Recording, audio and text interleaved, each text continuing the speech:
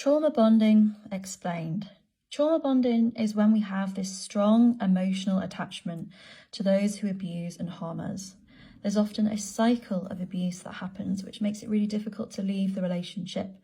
The relationship begins with a honeymoon period where we're showered with love, gifts, affection, attention, followed by tension building, followed by an explosion of abuse. What happens is that there's periods of kindness and affection, followed by periods of physical and emotional harm.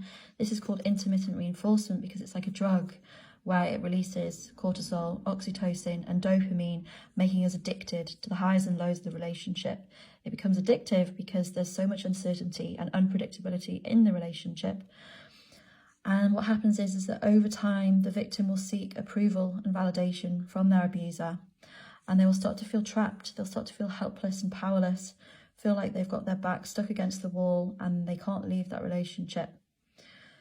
It will lead to depression, anxiety and PTSD, and most of the time it won't be until they've left the relationship where they start to see and experience how much that relationship has impacted their mental health.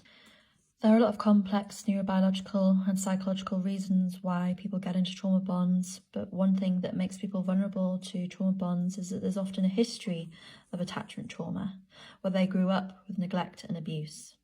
And they become unconsciously conditioned to accept mistreatment, and they confuse intensity for intimacy. And this is what creates this cognitive dissonance. Well, they're so caring, they do everything for me, they give me everything that I need, they're so supportive. But then there are times when they're abusive. And this is what makes it so difficult to leave that relationship. If this resonates with you, then I invite you to follow me for more content.